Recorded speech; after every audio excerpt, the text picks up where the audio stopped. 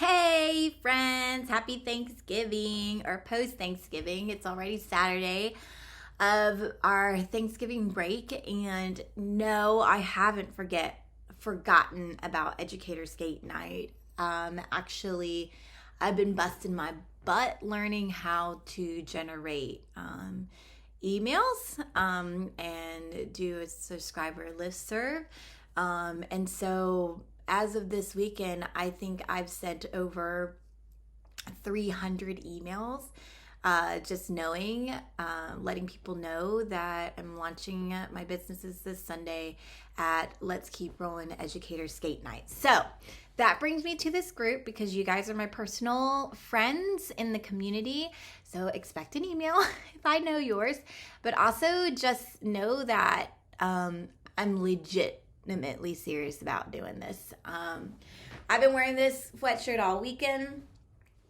My mother-in-law, Cheryl, gave it to me last year when I was going through rough times around this time, and she gave it to me for Christmas. But it says half hood, half holy. That means pray with me, but don't play with me. And I was always so timid to wear it outside of the house. And I said, oh my gosh, I love it, but I'll wear it in the house. And I think it was just because I knew I came from a background that was, my parents were immigrants, so it was ground up, So I didn't come from much. I never felt poor or less than, but I just always felt different. And so, but every step of the way, I've never not trusted God. So this is one of those things.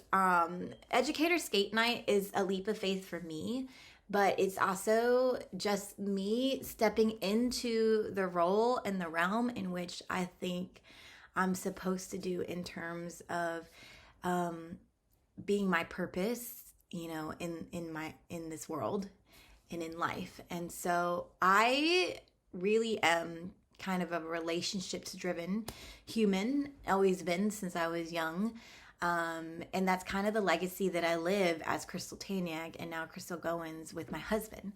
And both him and I are really kind souls. And I think that's why God brought us together. And we're both servant leaders. And we're raising 5 kids to do the same in this world.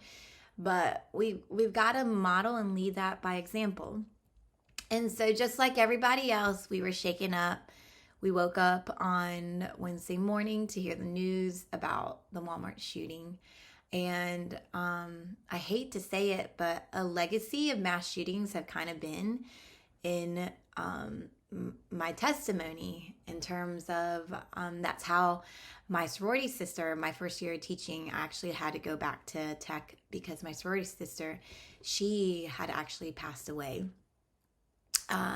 in the shooting at tech. And actually my mentor teachers, they found me in my classroom crying at the computers and staring at the wall, and they sent me to the counselor, and the counselor said I had to drive back to tech to get closure over that because my best friend had died when I was finishing grad school. I had moved into the sorority house and my best friend had passed away. Unexpectedly, her heart had died and she had stopped and she had collapsed in the bathroom sink. And her brother found her when they were watching a movie. And so I got one of those blinking lights on my cell phone in college because I found out my best friend at 21 had passed away. And that was the year of student teaching when I entered education. And then the year after that, when my sorority was there for me through the death of my best friend, I wanted to be there for them when we were mourning the death of our sister. And so that's how I ended up advising for the sorority and ended up doing that for 7 years. I did that even to the role where I was a province director. I did it in South Carolina even when we moved. But that was my way of giving back into the community and being in relationship with those women and being in relationship with my sorority on that level kind of made me kind of be the productive and practical leader I am today. But then also in terms of leading Young Life, when we got placed at Great Bridge High School, was the same night that the students heard about the mass shooting at the movie theater. And I remember walking in to that room that night of teenagers that I've never met, and they were all just struck by the fact that how could something like this happen? And I mourned them and just their hearts, but I also mourned the fact that it again had to do with both the heart of the shooter and the innocent victims that were, I guess, just ridden with tragedy in terms of being in a place where somebody was hurting who didn't value their life enough and didn't value other people's lives and had a lot of hate or hurt in their heart. And so in the recent shooting, it's hard. Me and my husband were talking about raising our kids. I have to teach my kids in terms of how to kind of wrap their head around this, and also the need of faith in Jesus in our, daily lives to choose joy and choose love. How kindness and respect and valuing the hearts of others is our daily mission when we leave this house. And community is something that we need to strengthen in terms of rallying the people around us so that we can love ourselves and encourage others to love each other more. And so, with that said, it's been a busy holiday. We had 2 kids with a stomach bug leading into this. And then I had a child's birthday on the last Sunday. And then we had Thanksgiving. And then my eldest daughter's birthday yesterday. And we had just gotten over sickness and just finished hosting Thanksgiving and both her birthday party. And it's still, my heart is still in the right direction. We need to have this skate night. We need to be in a room where community is the norm. We need to be taught as educators that it's okay to take care of ourselves and have a healthy relationship with ourselves. We need to be taught healthy boundaries and how to manage the job. And I feel like since I returned back to teaching in 2016 to manage it with ministry, my kids at home, and my husband, and to be the wife and mom I wanted to be, I've had to change my ways even then.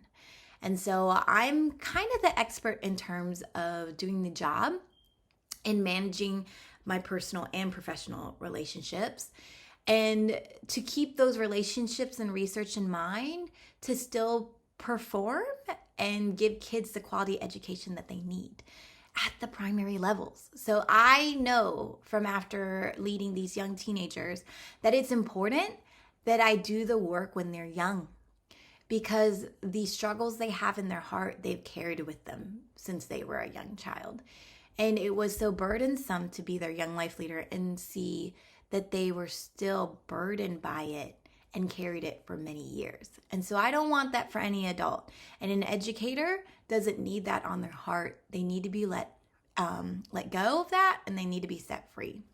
And so I hope that my trainings, my trainings are from a business standpoint, I have kind of the freedom to train off of my personal and professional perspective at the same time.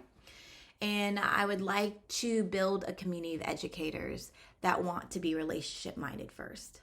I'm looking for the educators to be in the room who want to lift up other educators. I'm looking for the educators who don't want to leave the job because they really feel a purpose and a calling in this job, but they also want to be a full human at home, whether you're a wife, a mother, a girlfriend, even an entrepreneur or a hobbyist. It doesn't matter. If you got a life outside the classroom and you'd like to enjoy both your calling and your life, I want you in that room. And so this event is important because Chesapeake is strong, but Chesapeake needs that type of community where we gather together in our strength and we inspire the lives of others towards love and kindness. And so I pray and I urge you to join me on Sunday on December 4th from 6 to 8 at Greenbrier Skating Rink. I will be there with my posse. I had ordered t-shirts. I have over 300 emails sent out to educators in both Chesapeake and Norfolk and principals as well. And so I am totally on board for God's plan for our community, and I'm thankful that He's called me and my family to lead the work. The Goins family hopes to see you there. Me and Ben will be there, like I said, with my personal posse of teachers as partners that I recruited that kind of lifted me up when I first returned to education in 2016. And we will be wearing our t-shirts that say, "We don't teach alone." Because when I show up into my classroom, I show up as the mom and representative of my husband and my kids. I represent all the Young Life kids that I led, before me. I represent my coworkers, my school. I represent all the community members that pour into my life, even my meal prep service. I represent it all when I walk into that classroom and I walk into my job. And I cannot do it alone because I'm human in the classroom, but I'm human outside as well.